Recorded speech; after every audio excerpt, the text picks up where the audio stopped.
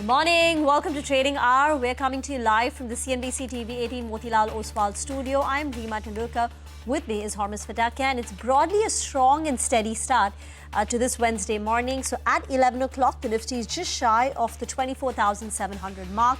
About 10 minutes back, we were firmly above that level, but given up a tad bit. All in all, up close to about 0.4% on the benchmark indices. Mid-caps faring better. The mid-cap index is up 0.9%. We've got a positive advance decline ratio of 4:1. One key level to watch when it comes to at least the benchmark index for a potential directional breakout will be the intraday high that we hit yesterday, 24,973. And that also pretty much aligns with the 25,000 level, which is a psychological level. So that will be key to watch that level, so keep that in mind. And one of the big drivers of the upbeat investor sentiment today is the softer than expected inflation print, and that is fueling hopes of an RBI rate cut, many of them later this year.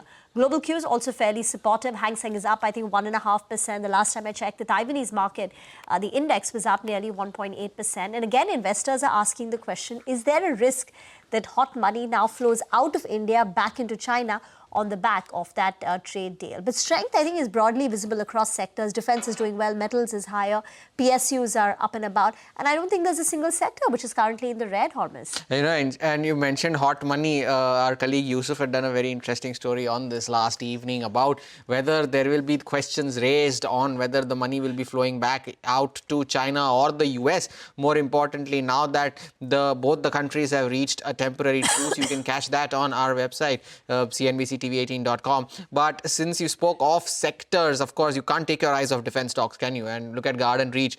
The earnings reactions there, 18% higher now on Garden Reach shipbuilders.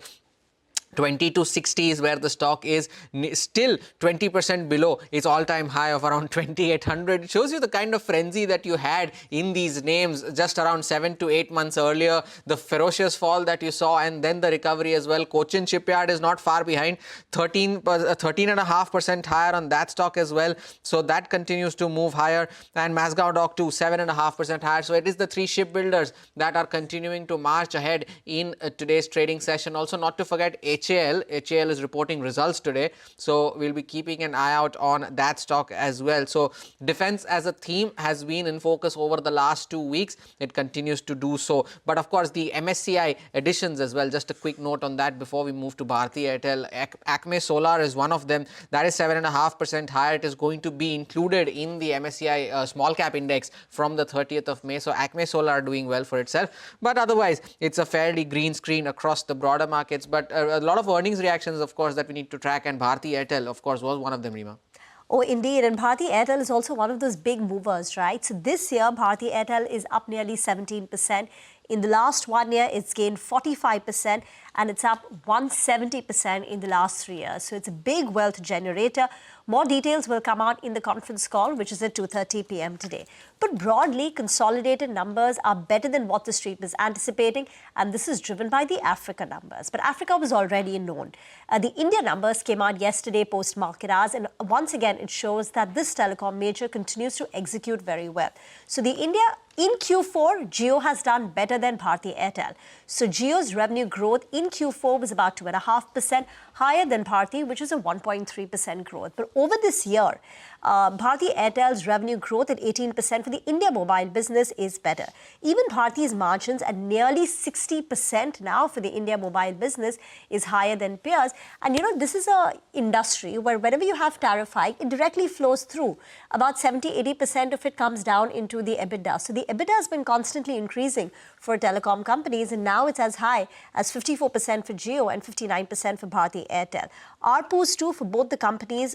For Bharti, in fact, it's now inching towards 250. It's 245, while for Jio, it's about 206. A steady improvement seen in the ARPUs of these companies over the last couple of quarters. And for Bharti Airtel, even the subscriber addition has been robust at 5 million. So all in all, it's a good quarter. The company continues to execute well. The next trigger will be, of course, a tariff hike, because the last one took place in July. So we're done about 9 months. Is there another one coming? We spoke to an analyst today, and they said his expectation is that December of this year to June of next year. we should see another tariff hike. And it shows, right, despite the tariff hikes, there has been no such resistance among subscribers. There is no significant churn or anything of that sort. So, it is show, and Sunil Bharti Mittal has been saying about, talking about this, right, that the tariffs have been really low in India. So, they deserve... Lowest in the world, and for the return on capital to make sense, it has to go to 300 rupees over the long term, and currently we're at 245. So, yeah, we're heading towards that 300 rupee mark on the ARPU front for Bharti Airtel, closer to all-time high levels now as the stock at 1830. But the other top mover today on the index is Tata Steel, and that is on the back of an upgrade that has come in from Nuvama. Nigel is here to tell us more on that. Nigel. Well, Tata Steel is high in today's trading session. And to be fair, in yesterday's interview to CNBC-TV18, the management had made a couple of very, very positive points. So I'll make three big headers out here. One is on pricing. They said that current prices here in India are 3,000 rupees higher on a sequential basis. Even in Europe, they have said that the pricing is much higher. So there's an improvement both in Europe as well as India. That's point number one. Point number two, on the coking coal consumption cost, they said they're expecting some softness. It could be down by close to $10 on a per ton basis. And point number three, they gave a guidance on EBITDA. Europe, they said, turns back into the green, which is phenomenal. Good news out there, though UK will continue to struggle, at least initially. But in the next few quarters, they're expecting even the UK business that's been given the big loss, that as well to turn into the green, which is a positive. Remember, as of now, Netherlands has turned into the green, and that will likely move it, stay in the green. But UK turning around at some part of the year as well is a positive. Nuvama, they have gone ahead. They have upgraded the stock. The target price has been raised to around 177 rupees per share. They've increased their EBITDA estimates by around 6% because now they're factoring in higher profits in Europe and also lower fixed costs.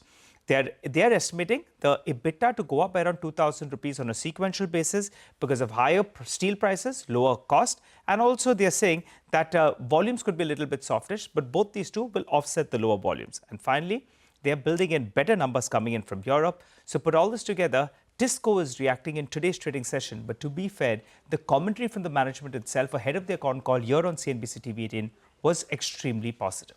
Yeah, you used to love saying, right? Tisco doing the disco. Yeah, I try to stay out of that one for now. But yeah, Tisco is doing the disco yet again. All right, let's talk about Aditya Birla Capital. That's in focus in the back of some brokerage notes. Nigel, tell us more. Well, that's right. Aditya Birla Capital, in fact, is higher in today's trading session. I've picked out two big brokerages that are fairly positive. First, Macquarie, they have an outperform rating with the target price of around 260 rupees. They say that the profit and the AUM was in line with expectations.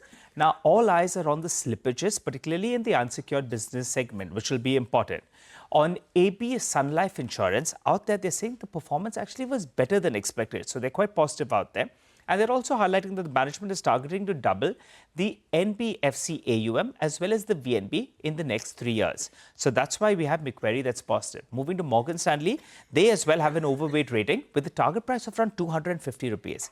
They see a steady improvement and better outlook across businesses. They're saying that the NBFC, which is the largest business, the performance out there was in line with expectations. While they also go on to make this point that they are seeing a margin of safety and there is scope for a re-rating as well. Explains why AB Capital as well is doing well because both the brokerages, Macquarie and Morgan Stanley, are optimistic on the business prospects.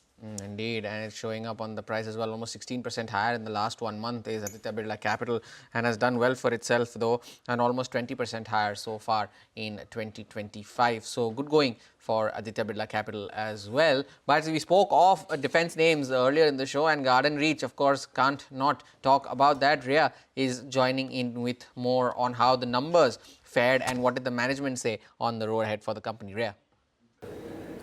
Well, yes, Garden Reach Shipbuilders is in focus once again today after reporting a healthy set of numbers in Q4 of FY25. The revenue has gone up by around 62% on a year-on-year basis. Even the EBITDA and net profit have jumped up by 144% and 119% respectively, both on a year-on-year basis. Margins have also seen an expansion of 454 basis points, coming in at 13.5% in this quarter versus just about 8.9% in Q4 of last year. For the full year FY25 as well, we've seen good growth on all fronts. The net profit margin has also been above the company's guidance of over 8%. The order book details haven't been disclosed yet, but in the Q3 earnings call, the company had said that the order book is expected to come down to rupees 22,000 odd crores by the end of FY25 as execution is picking up. And the order book at the end of Q3 was around rupees 23,877 crores. Some key things to watch out for going ahead will be the management's comments on the order book and the execution, and also the update on on the delivery of one of the key projects of the company, which is the 8 ASW shallow water crafts, all of which are to be delivered by October of 2026. And remember, the first ship was delivered just last week to the Indian Navy. Commenting on the results, the management has said that with their strong order book and healthy order visibility going ahead, including in the commercial shipbuilding segment, they are confident of even better performance in the next financial year going ahead. Resultantly, the stock has been trading higher in today's session, up around 12 to 13%, but still important to note that it is down around 25% off its 52-week high at the moment. But largely, the results have been good for Garden Reach in this quarter, and the street is reacting positively to this. Yeah, thanks a lot for that. And as a result of which, the expectations for its peers have also skyrocketed now when it comes to delivering on their quarterly results as well, be it Mazagon Dock or be it Cochin Shipyard. Take a short break. On the other side, we discuss all things commodities. Manisha Gupta joins in. Stay tuned.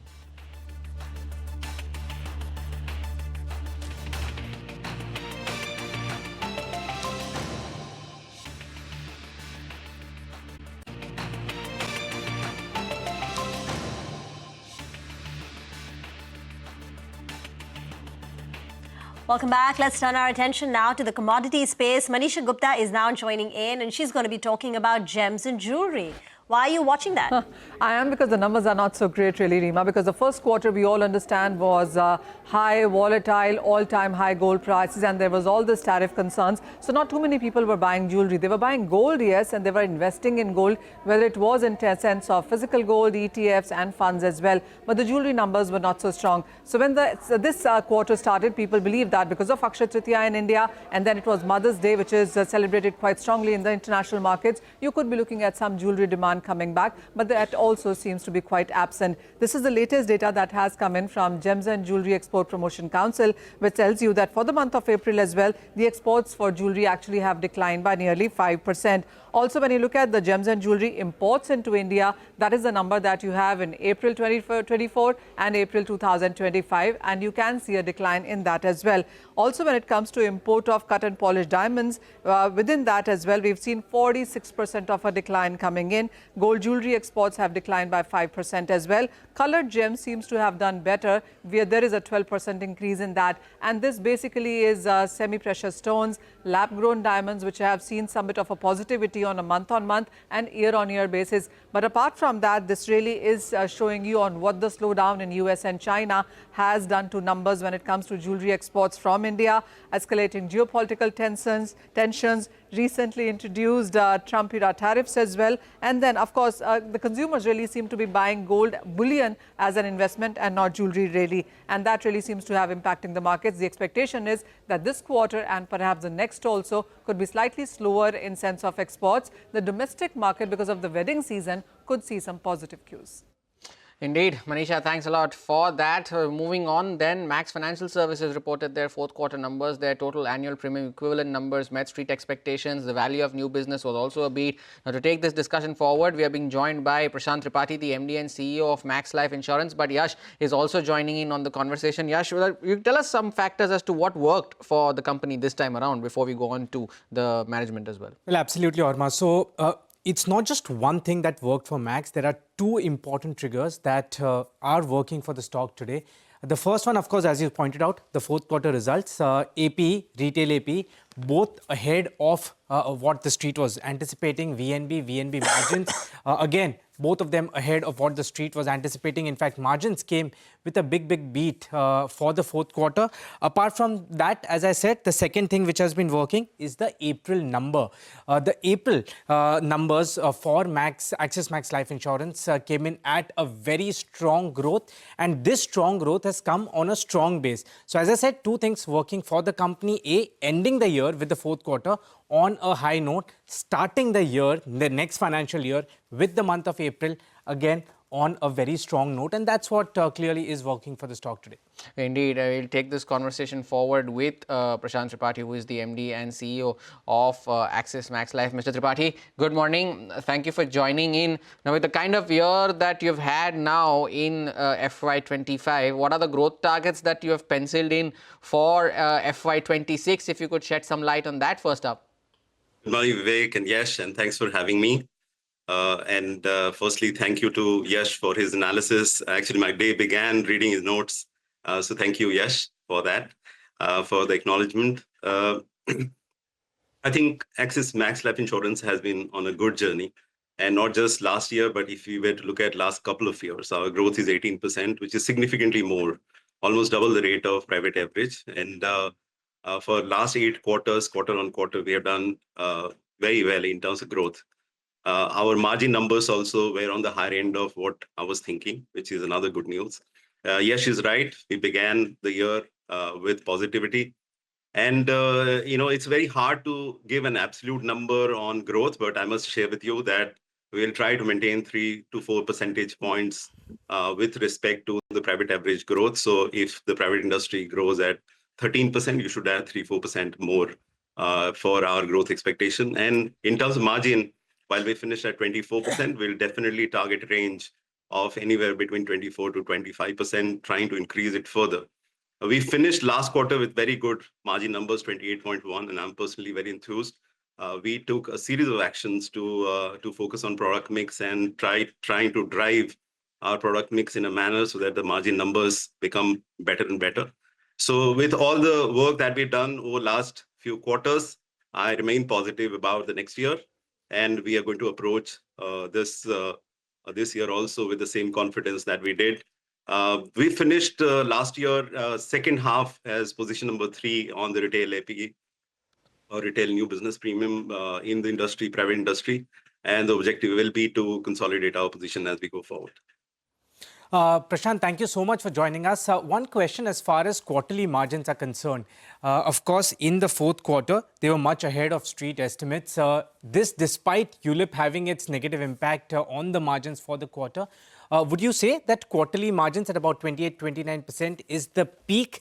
And what I want to understand is that despite the negative impact which came from ULIPs, what really helped you to take your margins to that 28-29% band? Yes, if you look at our margins, typically our margins are lower in the first quarter and they pick up as we go along. Quarter 4 generally is the highest sales month where we get the leverage on the business. And hence our margins are typically highest in quarter 4. That's been the trend always. I must say 28% is the higher end of the margin. So you shouldn't expect margins going beyond of that. But your observation is right. Despite having high ULIP share, our margins were good. And the reason for that is our focus on trying to look at other areas of business, especially the category of protection, health and riders. You would notice that our riders have gone up by 270% over last year. So we tried to attach more riders to ULIP, hence having a positive outcome on the VNB margin. We also did a few things with respect to product variants to try and drive those product variants where inherently the margin numbers are higher. Okay. Also, one very quick comment. Surrender value, higher surrender value regulations, that kicked in from October. So you've had about the second half, which means about 6 months impact of higher surrender value. On your margins, what was the impact in H2 because of higher surrender value? And now in FY26, what is the quantification of impact that you expect coming from this new regulation? That's a very good question. And I did mention in quarter 3 that impact was close to 1%. But you know how businesses work, how operating people like me work. We look at the impact, but we then deploy corrective mechanisms to take care of the margin impacts. On a net basis, I will say the impact was less than 50 basis points for the second half of the year, because we almost nullified the impact by the corrective mechanisms that we deployed in quarter 4. As we look at next year, I think it should have a minimal impact because, we'll look at product mixes, we'll deploy, certain products which will have inherently more margin. So we'll take care of the impact of surrender regulations on overall margin. So minimal would be less than 50 basis points? Yes. Okay. One question as far as Axis Bank and the distribution there is concerned. What was the counter share at the end of FY25? Also, just to compare, what did you start FY25 with? And now in FY26, what is the optimal or the ideal distribution mix that you would want to see as far as Axis Max Life is concerned? We are extremely proud of the relationship that we have with Axis Bank. It's a very privileged relationship, not just now, but for now 15 years. And we just celebrated 15 years of working together, which was a very positive, step and a milestone in the journey of Axis Max Life Insurance. Our stated position is we will be between 65 to 70%, kind of a broad range of counter share, and suffices to say that we were in that range. We finished around 66% of counter share last year. This was more or less similar to how we finished FY24, maybe 1% up or down. But otherwise, despite the challenges of open architecture with the work, product mix, execution skills that we bring to the table, as well as, of course, support of the bank, we have been able to maintain our counter share. Okay, now two questions with respect to two important product portfolios. One is with respect to protection. Protection in FY25, that grew at 35%. Do you expect similar rate of growth going in FY26 as well? And the second one is with respect to the ULIP share. The ULIP share was 42% in FY25 versus 35% in FY24. Do you expect this to come down further in FY26? And if yes, then to what point? That's a very good question. Operating people like me are always very aggressive about growth expectations. I know that there will be base effects working against us, especially on, when we talk about protection, it's protection, health, and rider. Those three put together, we call as protection. We grew at upwards of 35%. On a base, 35% may be more difficult, but I will give a guidance of more between 20 to 30%. That's where we will be on protection. In terms of the overall ULIP mix, of course, increasingly the ULIP mix has been coming down, predominantly because whatever is happening in the market. And I do expect the ULIP mix to fall further from the current level that we finished in FY25. Prashant, a lot of the market participants, aside of the business, would be wanting to know one very important aspect of the business, and which is, when do you start that process of merging Max Financial into Max Life? When does that get completed? And when it does happen, when do you see the listing of Axis Max Life taking place? So the listing will become automatic the moment we merge, because as you know, Max Financial Services is a listed company already. So, of course, like everybody else, it is also the expectation and dream of all the shareholders as well as the management team to embark on that journey as soon as possible. I think we're just waiting for some clarity. The Act actually, the bill will pave the path for this merger. And I'm hoping that that happens soon. The moment that happens, we'll begin the exercise of collapsing both the structures. Max Financial Services is a listed company, and hence we do want to make sure that we follow a path where most of the stakeholders are aligned, including the regulators. And what are you sorry, Prashant, also on the road ahead as well, right? April has been a strong month for you, both on the premiums front, on the APE front as well.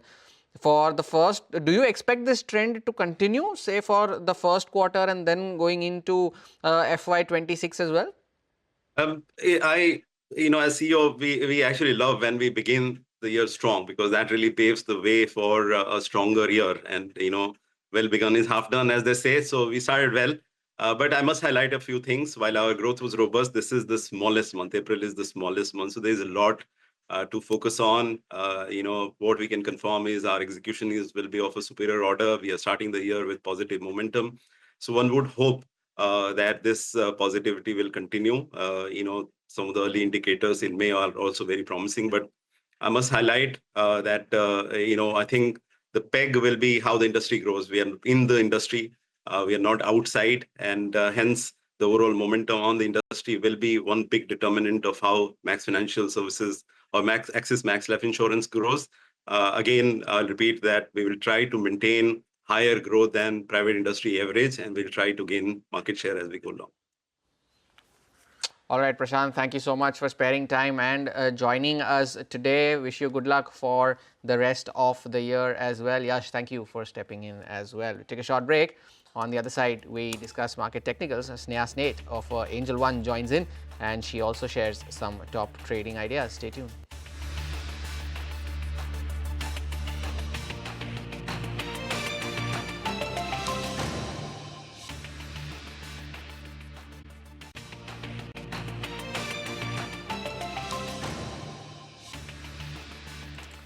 Welcome back. The Nifty is back above 24,700 and Hero MotoCorp is gaining in trade. In fact, in the last 20 minutes, it's added on close to about 1%. The conference call just, I think, is ongoing or must have just concluded. Sudarshan was listening in very closely. Sudarshan, looks like the company is fairly upbeat that May and June will be strong months for the industry. So it has talked about Q4 performance, it has given near-term outlook, and also it has talked about EV business. So overall commentary that has come out so far is looking very positive after company reported Q4 earnings that were higher than expectations. So first I'll talk about Q4 performance that company has said. It has gained 600 basis points market share in the entry-level segment. Talking about the realization improvement that company has seen, it has said that 2/3 of the improvement has come from two-wheelers. So basically it has two major businesses, two-wheelers and auto spare parts. So 2/3 of the realization improvement has come from two-wheelers. So it's very positive. Also that all the other companies were talking about the retail finance impact in Q4. Hero Moto is saying that it did not see any impact. In Q4 FY25, retail finance penetration for Hero Moto was at 55%, same that company had seen in Q4 of FY24. Now about the near-term outlook. It's the leader in the entry-level segment. So now it's saying that more number of marriage dates in 2025 will have positive impact in the month of May and June. And also it's saying that it's confident of outperforming the industry growth in FY26. So industry growth is likely seen in the range of 6 to 7%. And it believes that it will maintain the margin in the range of 14 to 16%. And last is about EV business, because question was asked that when do you think EV business will turn EBITDA positive? Then he said at the levels when the company start selling 25,000 to 26,000 units, and that is 2 years away. So overall, after better than expected earnings, commentary is also looking positive for Hero MotoCorp. Sudarshan, thanks a lot for that. Strong earnings, positive commentary. So good going for Hero MotoCorp. The stock, as you can see, has reversed its earlier losses and has now moved into the green. But what has moved into the red after starting off in the green has been REC. And you can see the flashes on your screen there. The company has cut its AUM growth guidance to 11 to 13% for FY26 from 15 to 17% earlier. And they have done this in their earnings call. Remember, the numbers came out last week. So REC now at the lowest point of the day, 0.8% lower on the stock at 400 rupees. Remember, the stock had gone up to levels of as much as 650 rupees last year and has seen a significant correction from those levels. Almost 40% lower from those levels is REC, and now they have gone ahead and cut their AUM growth guidance to 11 to 13% from 15 to 17 earlier for FY26. But good timing to get a chart check on the markets and some trading ideas as well. Sneha Seth of Angel Ones joining in for that. Sneha, good morning. Thank you for joining in. Now, what is the index looking like right now? We saw a very strong day on Monday, a very weak day yesterday. You're trying to recover from those losses in today's session. So in this topsy-turvy move, how do you position yourself on the index and couple yourself with your stock-specific ideas as well? So, very good morning. Looking at market, we have seen wide swings in last two sessions. I believe there are chances of consolidation for at least next 2-3 days from here. I believe on the higher side, there is a very strong resistance now around 24,900, 25,000 would be acting as a resistance.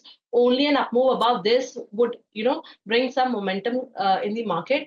On the lower side, I believe there is a good support zone placed around 24,400, 500 zone should be acting as a good support zone. So in case of any declines, one can go ahead and take a long positions.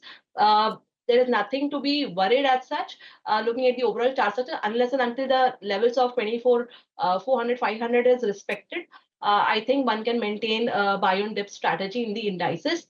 Talking about stock specific ideas, I am liking two stocks. First one is L&T.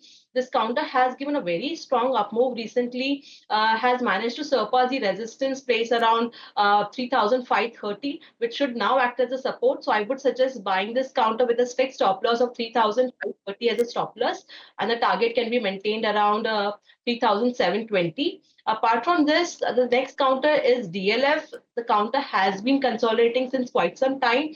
On the higher side, 700 is the resistance zone, but interestingly, in the options activity, I believe 700 call, which holds an highest open interest concentration, now we are seeing some unwinding. So that is a very positive development. So I believe we may see some buying interest coming in once it surpasses 700 levels.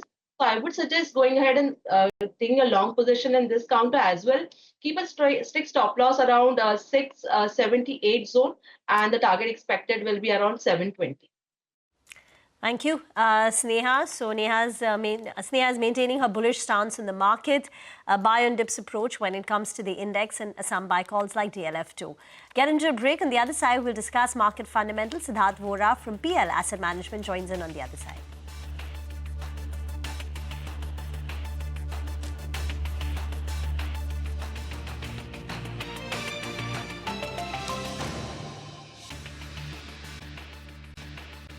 Welcome back. Now shifting focus to market fundamentals, then Siddharth Vora from PL Asset Management is joining in with his views. Siddharth, good morning.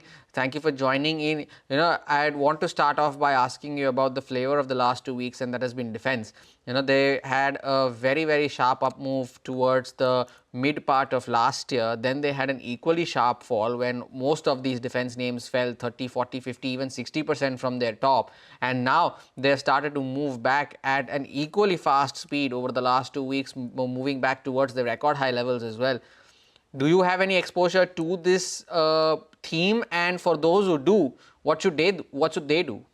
I think defense, on at least the sector, the narratives have been shifting very fast from the darling sector of everyone for like 1-2 years to people launching index funds and mutual funds focused on defense, to everybody saying, okay, valuations are frothy, valuations are excessive.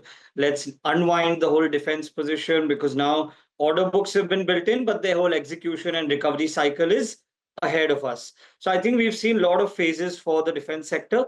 And in the last couple of weeks, I think the reason sector is so well positioned is, of course, geopolitical stress in India. And I think irrespective of where the trade war goes or where the tariff situation evolves, the defense sector is quite protected in terms of domestic production, domestic consumption, and an elevated trigger for fresh demand. And I think the biggest two breakthroughs that have happened on the defense sector have been fastening up the whole timeline, the whole approval process of selecting products, approving products, placing the orders, getting the whole delivery timeline quicker. That is one thing. And secondly, I think the way our defense equipment has demonstrated its capability in the last 5-6 days, I think it's for the world to see and for India to also appreciate. And I think defense on overall will do pretty well. We do have, I think, 4.5-5% exposure to defense as a sector, and we're likely to bulk it up as we get better entry opportunities. But this exposure we are maintaining for the last 3 months. So I think we're well covered. People should hold on to their defense bets. So, in a way, a structural opportunity. Siddharth, hi, morning, and thanks for joining in. This is Reema here. Let's get to your market view now. Because while you do believe markets will consolidate, your bias is a bit bearish, and you are holding on to 15 to 20% cash levels. Right. What is it? What are the risks that you anticipate on the horizon?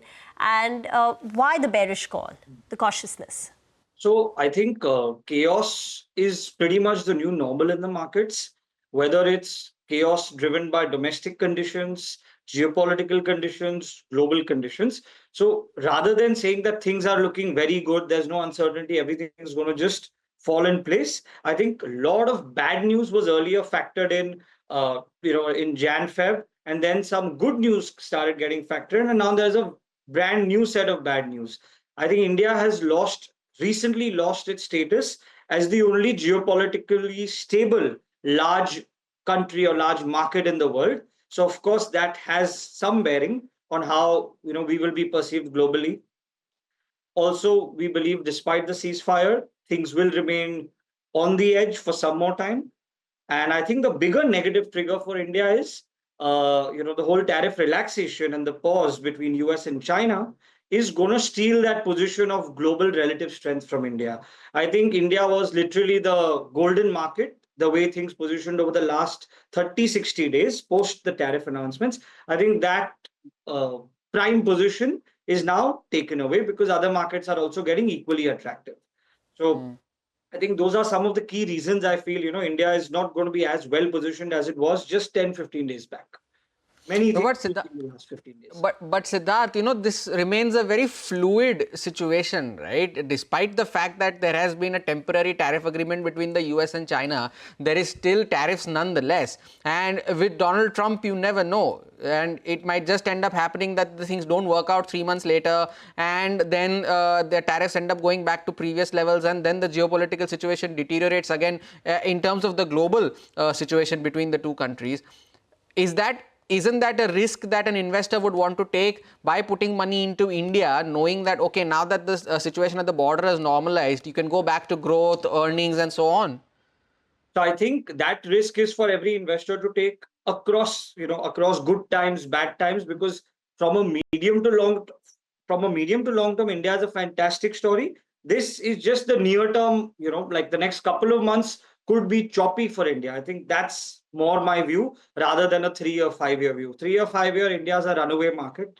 There's no doubt about that. But from the near term, I think we could see our valuation premiums contract a bit.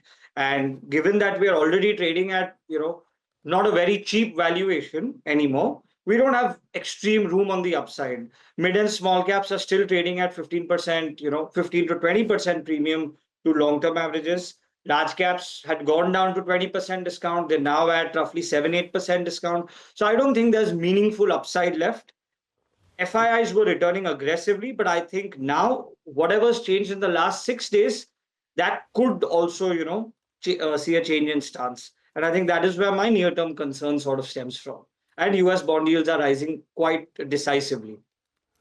So Siddharth, can you tell us how you're constructing your portfolio now? We know 15 to 20% is cash, 4.5%, 5% is defense. What else? So I think metals, IT, both of them, we're well positioned there. I think the structure of the portfolio is have domestic focused plays which are not vulnerable to global situations, and then have domestic plays and global plays as well, which can ride the risk on if things play out well. So I think our metals and IT positions have been planted for a while. And of course, it saw a little choppiness. And now I think the global is evolving. And we were always trying to factor this tail risk, right? That if things play out well on the global front, then IT and metals should do much better than even pharma. So I think that call is now playing out the way we had intended it to. And I think it's a good 65-70% is domestic focused. Within domestic, it's high quality lenders, capital market plays, and domestic consumption. These are the three big buckets. And on the global side, we have metals and IT. And other than this, I think minor allocation to alcohol and telecommunications, defense. I think these hold side ancillary weights like 4-5% each. But the bigger focus is on the lending, capital markets, and domestic consumption, followed with IT and metals. What are the sectors that you would want to stay away from, Siddharth, at this point of time? Does pharma feature in that? Because we still don't know what's happening on the tariff front. We've been out of pharma for the last 3 months, and we're not turning, greatly bullish on pharma yet. I think this is now the cycle for higher beta sectors to do well, because our quantitative models are suggesting that the high beta to low beta sector spread is hugely in favor of high beta. And high beta sectors have much better valuations compared to lower beta sectors. With India inflation moderating and an interest rate environment in India also coming down, we think higher beta sectors are likely to outperform, quantitatively at least. So we are positioned on the higher beta sectors. Within the defensive also, we've chosen IT over pharma. So that's how we are currently positioned. All right, Siddharth, thank you so much for sparing time and joining us today. Looking forward to having you more often on the platform. Siddharth Vora there of PL Capital. Now take a short break. On the other side, the management of Orion Pro Solutions joins in to discuss the road ahead for the company along with their fourth quarter results. Stay tuned.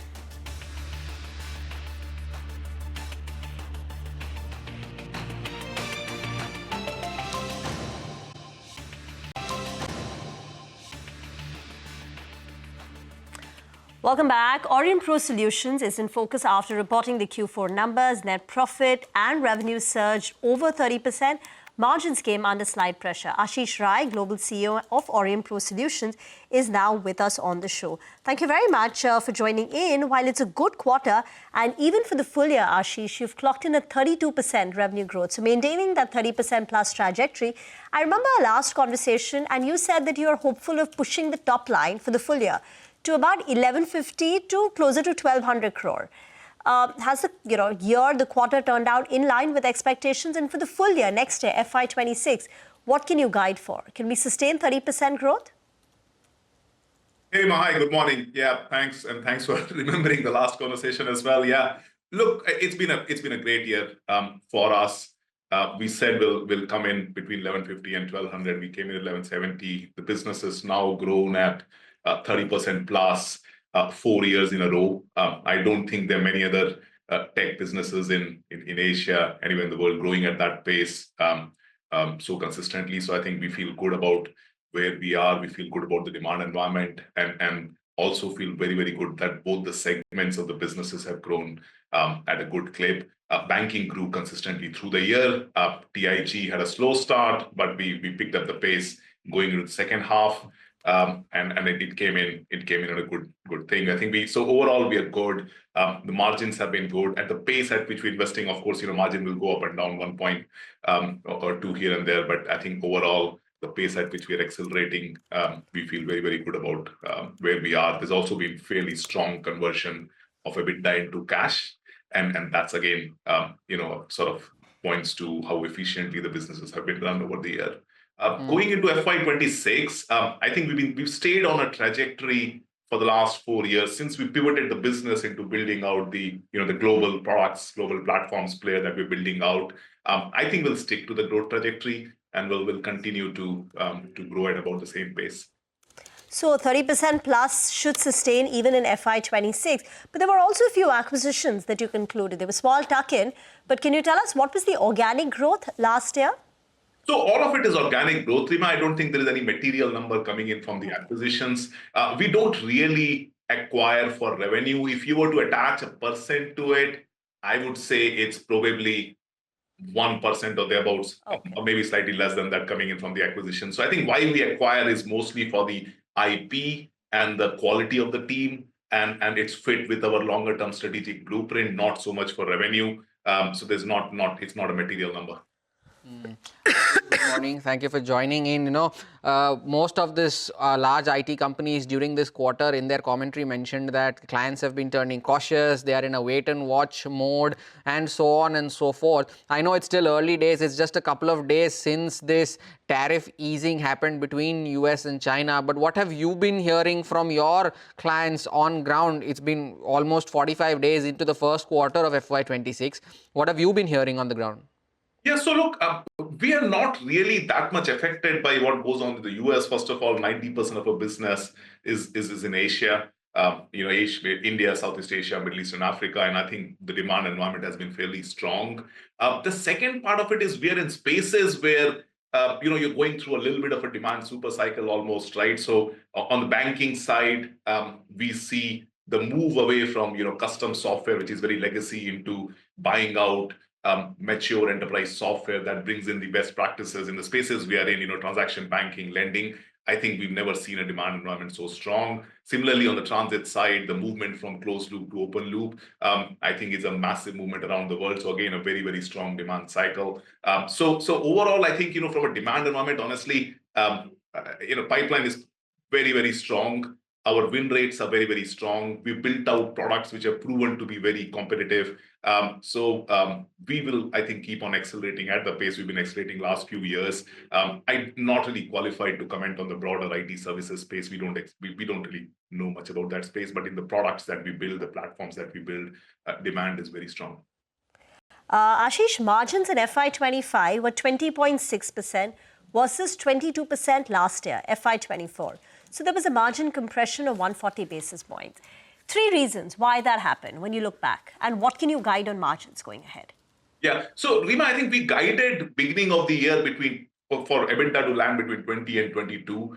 PAT to land between 15 and 16. PAT came in slightly ahead of 16. EBITDA came in the band at 20.6. I think the way to look at it is this, right? I mean, I would not look at it as margin expansion or compression. I look at it as we are building a business out. We are growing at a very fast pace, which means we are investing at a very, very fast pace. And most of our investments are actually expenses because we don't really capitalize much other than, where we need in small parts of our business for regulatory reasons, right? So most of that build out, expanding into newer geographies like Europe is a huge bet for us this year. So we've been investing close to 60, 70 crores, 60 crores plus. In that overall product build outs, we've invested in transaction banking, in transit, in lending. So there is a massive amount of investment going on. So it would always be very, very hard for us to calibrate the margin down to a percentage point. And that's why we give a 2% band when it comes to margins. This year, we will step up the investments. Right? Overall, so again, we will operate within a band. I think 20% is about the level we feel comfortable with, but it will go up and down depending on the quarter. It's very, very hard to calibrate down to a fine point. But overall, I think the business economics in the business is improving, which allows us to invest more and more in building products out, go into new geographies, and keep powering the growth ahead. This is not the time for us. I've said this before, the next 3-4 years is the time for us to really grow global scale. This is not the time we'll try to optimize EBITDAs. No, got that. You need to step up investments, prioritize growth, and increase your total addressable market. Get that. That's the logic behind it. But in terms of numbers, will there be a downward bias? So you're saying FY26 margin should be closer to 20%. Was it the 20 to 22% margin band that you operated in the prior year? So is there a downward? Yeah, I think so. So I think, there may be some pressure for a couple of quarters as we expand into Europe. So Europe, as you know, is basically zero. Or very close to zero last year. This year, we expect Europe to climb up to at least 7 or 8% of revenue, which means a very significant investment in building a sales team out that we've already done half of it, and a very significant investment in building the products out to make them ready for the markets we are going in. So for the next couple of quarters, the investment will be pretty heavy around market expansion. Overall, I think we should be able to hold to a number in the range of 20%, but from one quarter to the other, it will vary. In terms of growth, I feel we should be able to grow certainly excess of 30% on both revenue and earnings thereabouts. And I think that's roughly where we'll be on the guide. So just some numbers. PAT margin guidance, 15 to 16% stays? It stays, yeah. Okay. What were your investments in FY25, Ashish? Because you're talking about stepping it up. And what will the number look like? So FY25, mainly around the product, we invested close to 98 crores in terms of product build out. And incremental channel investment was fairly incremental. I don't think it was significant. This year, I think it will certainly be a number more than about 160, 165 crores, including product and channel investments. Okay. So investments of 160 to 165 crore this year versus about 97, 98 crore last year. Go ahead. Yeah. Ashish, I wanted to ask you about your order book currently. At the end of the third quarter, it stood around 1,300 crores. What was at the end of the fourth quarter? And what is the kind of pipeline that you're looking at? You mentioned that the deal pipeline continues to remain very strong, but if you could quantify that. Yeah, so the order book now stands at it's certainly more than 1,400 crores. So typically the way it works for us is we don't really declare that many multi-year orders. We also keep most of the AMCs and all out. So most of the order book for us is executable over the next 4 to 6 quarters.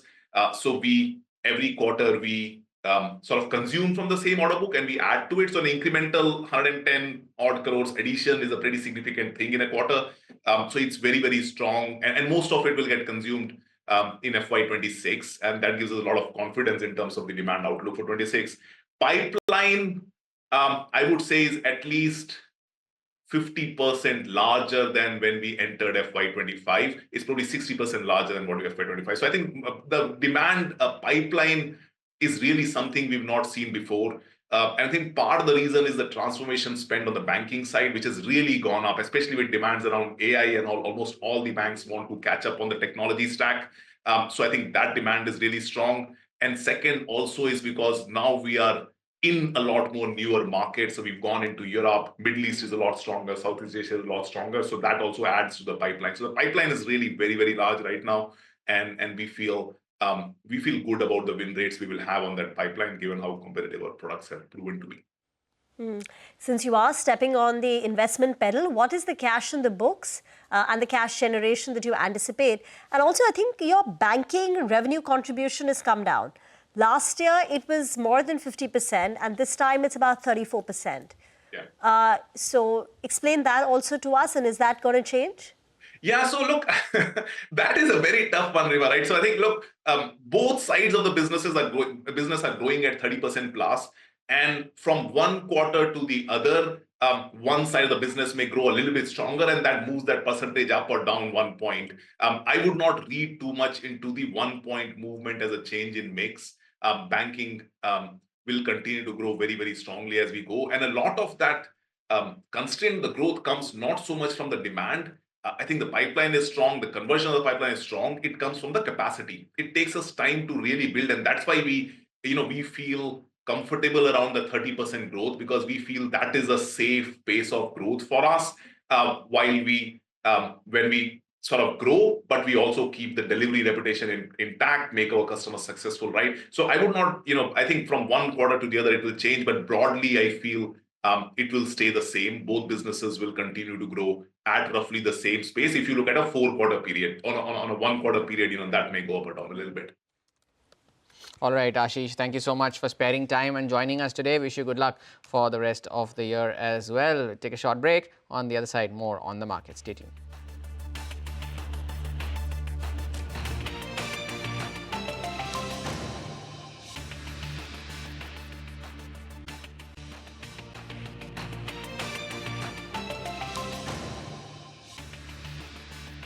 Welcome back. The stock over the last 15 minutes has been REC, and ever since we flashed at the bottom of your screens that the management has cut its FY26 AUM growth guidance, the stock has taken a bit of a nosedive.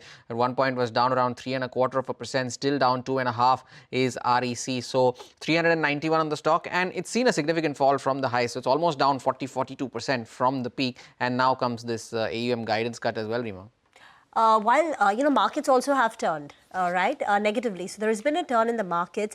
The Nifty, which was comfortably cruising around the 24,700, is now up just close to about, I think, it's at 24,731. So we've seen the market slip a tad bit from about 11 o'clock. And it's some of these banking names, at least my screen is showing the Nifty Bank is now dipped into the red. SBI, ICICI Bank are also under pressure. So watch for the volatility there. Get into a break. On the other side, we'll get you more in the markets.